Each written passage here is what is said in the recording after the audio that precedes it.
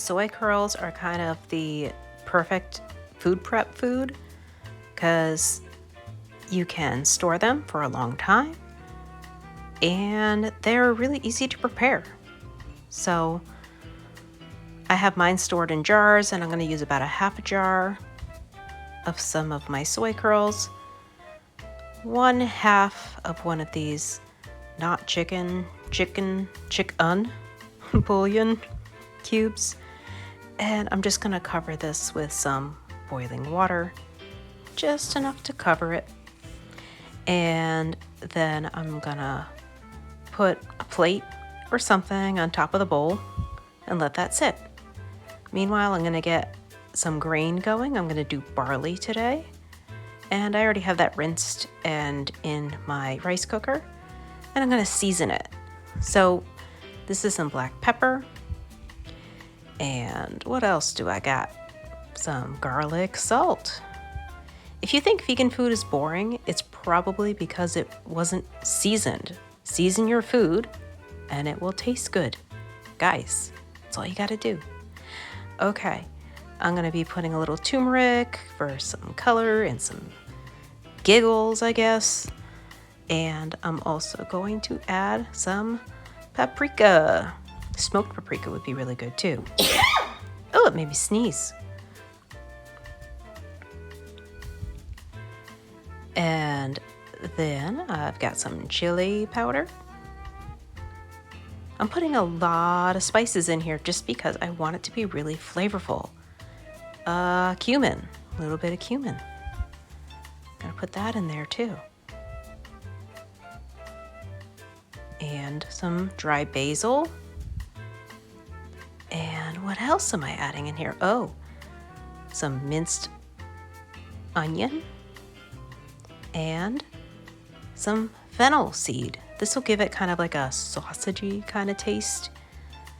Little goes a long way. Has kind of a licoricey, I don't know. These are some dry chanterelles that I harvested this year from the wild, and I'm storing them dried in a old mustard bottle.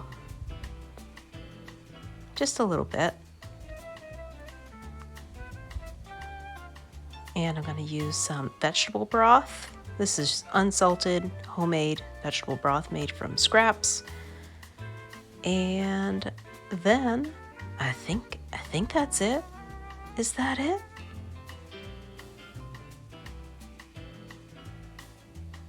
Yes. I'm just going to stir this together and turn this on. And I can go get changed. Now I'm gonna get in the shower and put on my cozy clothes. I'm in my cozy clothes and I'm also doing a facial mask. Yeah. So I'm gonna do a little bit of prep. I'm gonna cut up some vegetables, some dandelion greens, some pepper, some onion. Turns out that onion was a little moldy, so I ended up using white onion. And I bought this mud mask, oh, it's a charcoal mask, at Martin's when I was in Maine a few weeks ago. It was 50 cents, and I'm only using half, so this is like a 25-cent beauty thing. That being said, it wasn't a very good mask. So my barley's cooking, and I'm gonna cook up these soy curls. So now that they're rehydrated, you wanna brown them, and I'm gonna put some canola oil into my big stainless steel pan, and we're gonna start cooking up these soy curls. I have to do it in batches. I wanna get them nice and brown, so you don't wanna overcrowd the pan.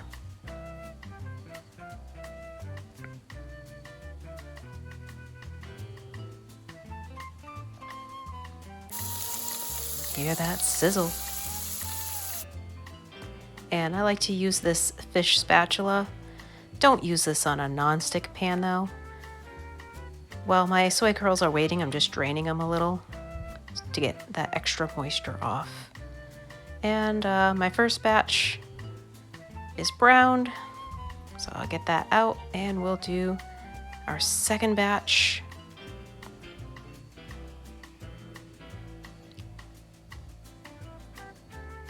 And then I'm making like a buffalo sauce, so I'm gonna add a little bit of margarine to the pan, because buffalo sauce is basically like butter and hot sauce. So I'm gonna add that, and then I'm gonna add some of the broth that drained out of the soy curls, and I'm gonna switch over to my wooden spoon to kind of scrape up the brown bits on the bottom. And I'm adding a little more broth, and just continuing to, I guess they call this deglazing the pan. Now I'm gonna add my hot sauce. This is just regular, Tabasco style hot sauce. Use whatever you like. And I'm tasting this and realizing it needs a little more sauce.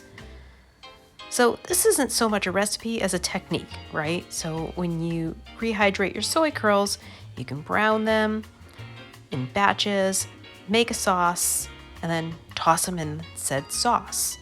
So when the sauce starts to thicken a little bit, you're ready to toss in the soy curls.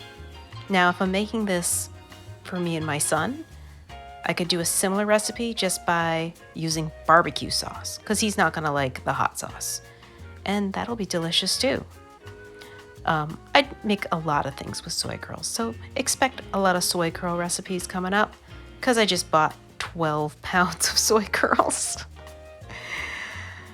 So anyways, I'm gonna make like a salad with these dandelion greens, and I also have something else I want to add to this.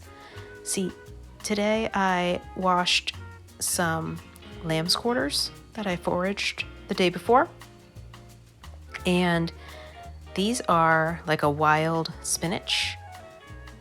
They're really, really good for you, and I think they're tasty. So I'm gonna add a little bit to my salad, and the rest I'm gonna just roll back up into this and put that away when I'm done eating.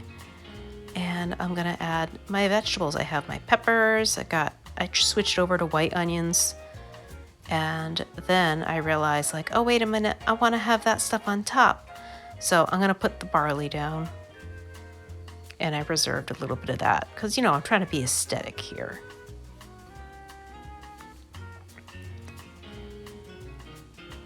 This barley was super flavorful, and combined with the spiciness of the soy curls, this tasted like it had like ground sausage in with it. So it had like a lot of like meat reminiscent flavors. So if you like that kind of thing, this would probably be pretty good. I just like spices. I like heat. So this was good to me. So for the salad, I have some leftover like ranch dip that I made with silken tofu a few days before, and there's just a little bit left, so I added some water to kind of thin it out, and I'm gonna use that as my dressing, because like buffalo usually goes with like a blue cheese dressing or a ranch dressing, right? And this is my salad. So there's a ton of soy curls left, there's a ton of barley left. I made 2 similar salads and brought them to work for the next couple of days, and then I ended up making wraps with the last of the buffalo soy curls, and they were delicious. So this was not only a meal, but this was kind of like a mini food prep, and that's why I love soy curls. They're just so easy and good. Well, that's it for now. Thanks for watching. Why don't you comment? Why don't you like? Why don't you subscribe?